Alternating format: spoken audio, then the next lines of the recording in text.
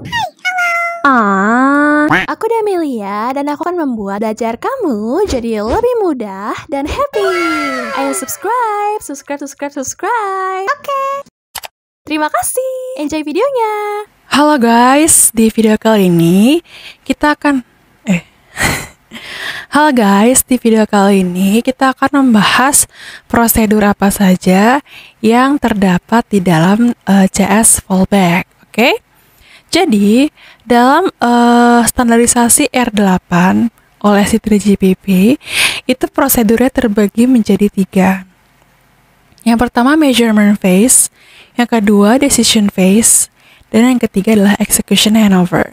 Oke? Kita tulis di bagian sini ya. Jadi fase-fase atau prosedur dalam CSFB itu terbagi menjadi 3 jenis. Yang pertama adalah measurement phase atau fasa. Yang kedua adalah decision phase.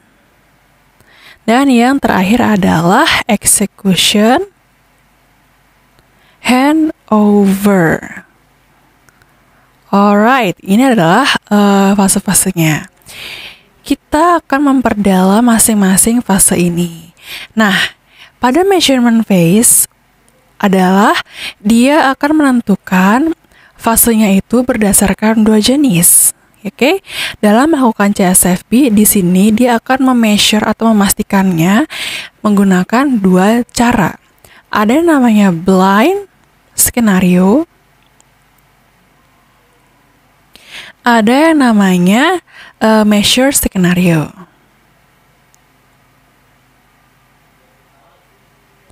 Jadi skenario itu apa sih? Skenario itu seperti cara dia untuk menentukan site mana yang akan menjadi jaringan untuk menghandle si CSFB. Kalau CSFB kan dari 4G menuju 3G atau 2G. Nah, di skenario ini adalah menentukan jaringan 3G atau 4G mana yang akan menjadi penggantinya si 4G. Nah, dalam melakukan penggantian itu ada blind, ada measure. Oke? Nah, sekarang kita akan membahas perbedaan antara mereka berdua. Kalau di dalam blind skenario, dia tidak melakukan atau tidak menggunakan pengukuran daya untuk menggunakan masing-masing selnya. Jadi di sini dia tidak melakukan pengukuran daya. Jadi kan kalau misalnya kita ngomongin tentang sel nih teman-teman. Ini ada sel, oke. Sel itu bentuknya seperti ini ya, kayak sarangnya si tawon. Kemudian ini juga ada sel. Ini sel juga. Terus di sini ada sel lagi. Jelek amat. Gak apa-apa lah, pokoknya ini sel gini ya. Terus di sini ada sel lagi. Terus di sini ada sel lagi. Nah, sel-sel ini pasti kan mempunyai site masing-masing ya. Ini adalah site-site-nya atau tower-towernya itu. Nah, kalau misalnya di blind skenario, ceritanya jaringan 4G-nya itu berada di tengah-tengah. Jadi di sebelah sini jaringan 4G. Oke. Jadi jaringan 4G ini dalam menentukan site yang akan dihandle untuk melakukan komunikasi voice, dia tidak melihat daya-daya dari masing-masing site. Kan masing-masing site ini kan mempunyai daya masing-masing ya. Ada site yang dayanya itu besar, ada yang rendah. Oke. Jadi kalau misalnya site di kelilingnya itu merupakan jaringan-jaringan yang berbeda, pasti jaringan-jaringan yang berbeda ini akan mempunyai daya masing-masing. Nah, dalam blind skenario, dia tidak melakukan pengukuran dulu. Jadi, langsung membuat list site-site yang ada di sekitarnya. Kalau di measure, itu dia beda. Oke, jadi dia adalah skenario yang melakukan pengukuran daya terlebih dahulu. Nah, jadi lebih baik mana nih? Kita melakukan pengukuran daya atau blind? Oke, kita melakukan pengukuran dayanya dulu ya, supaya dalam melayani si user menggunakan calling voice itu, si dayanya itu bagus, maka koneksinya juga akan lebih jernih. Nah, maka dari itu, si blind skenario ini biasanya digunakan pada kondisi yang abnormal atau tidak normal. Tidak normal. Oke, seperti trafiknya itu lagi tinggi lah, kalau nggak usernya itu kebanyakan. Nah, kalau misalnya trafiknya lebih tinggi, lagi rame-ramenya, terus usernya juga sangat banyak, maka mau nggak mau dia menggunakan blind skenario. Pokoknya asal ada site-site yang di sekeliling mereka langsung dilayani. Kalau measure dia nggak seperti itu. Jadi kalau measure itu dia melakukan pengukuran dulu, maka dari itu kondisi normal atau kondisi yang biasa-biasa aja, dia akan menggunakan si measure karena ini lebih bagus dibandingkan si blind. Ini terjadi pada kondisi normal. Oke. Jadi teman-teman paham ya perbedaan antara mereka berdua. Nah, untuk bahasa Inggrisnya di sini kita bisa lihat kalau yang measure itu ada dua jenis ya. Kalau abnormal dia akan menggunakan blind skenario. Oke. Kalau yang normal dia akan menggunakan measure. Nah, yang kedua ada namanya decision. Oke, sebelum kita yang kedua, kita menuju dulu ke yang measure dulu ya. Kita lihat di sini. Pada R8 itu blind skenario-nya dia nggak langsung nentuin secara acak prioritas si site-site-nya ya, site-site yang di sebelah-sebelahnya sini. Jadi dalam menentukan site mana yang akan dituju, dia tidak asal-asalan. Artinya si operator itu akan memprioritaskan berdasarkan si site-site-nya. Oke? Tapi dia tidak melakukan pengukuran daya terlebih dahulu, tapi dia hanya melakukan prioritas saja. Kira-kira mana sih yang bagus gitu ya. Jadi ada yang paling tinggi prioritasnya, ada yang prioritas kedua, ataupun prioritas-prioritas yang lain-lainnya. Oke? Jadi dia nggak asal-asalan, teman-teman. Nah, kemudian setelah dia menentukan menggunakan measurement fase yang mana, yang kedua yang dijalankan adalah decision. Oke, dia akan memilih. Nah, jadi di fase decision ini, dia akan memeriksa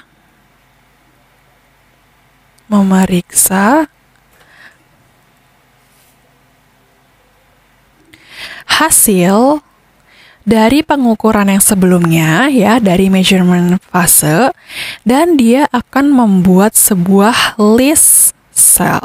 Nah, jadi apa itu list cell? Jadi list cell itu merupakan list-list yang akan menentukan manakah sel yang akan dipakai.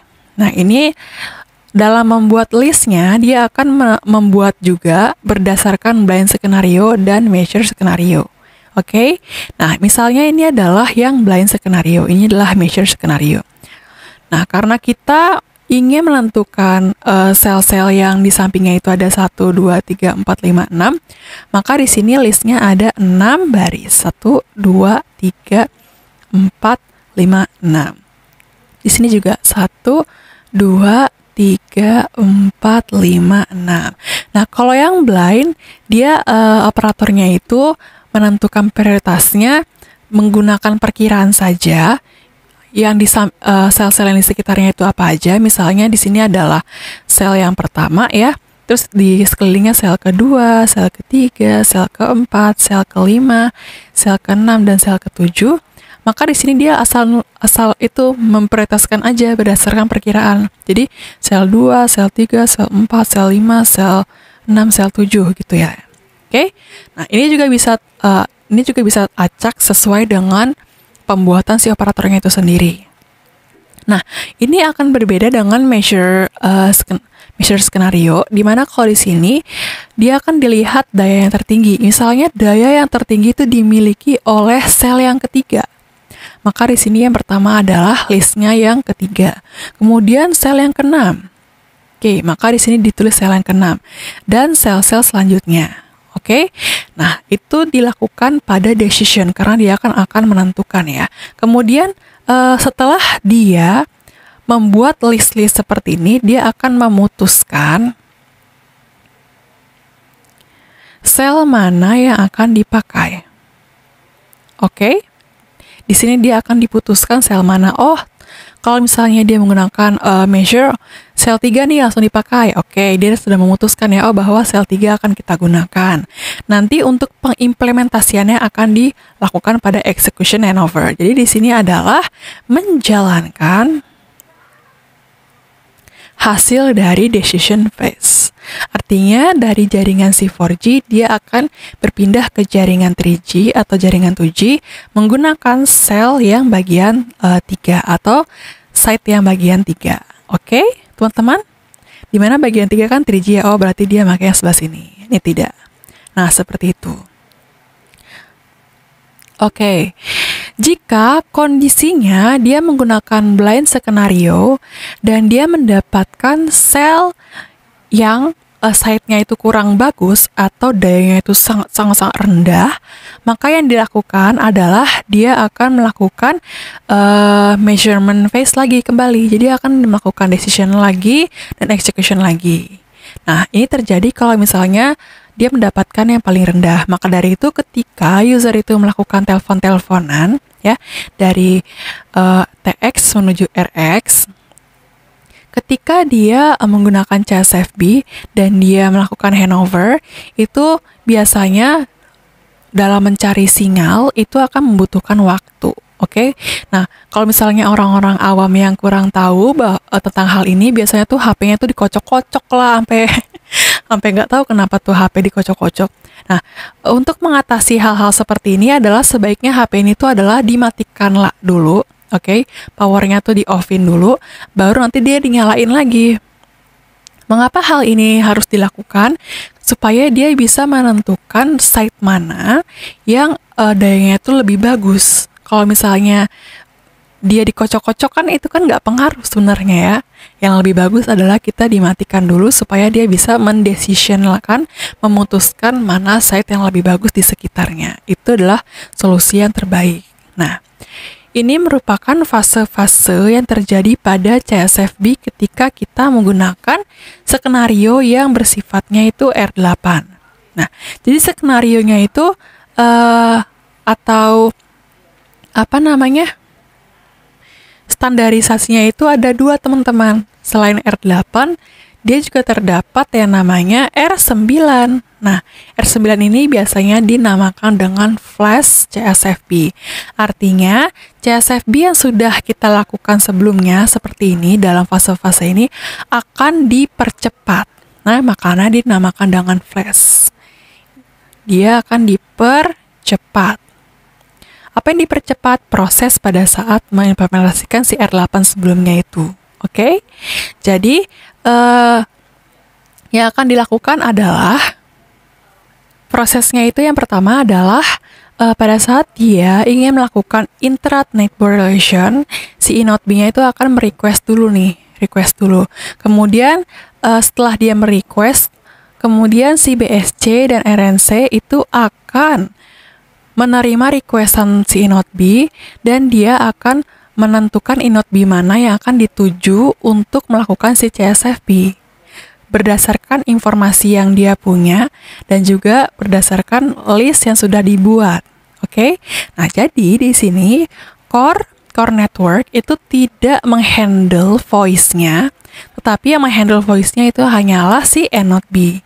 Nah, maka dari itulah proses dalam si R9 itu dipercepat karena dia tanpa menggunakan core network. Nah, demikianlah proses-proses atau prosedur dalam CSFB baik itu R8 maupun R9.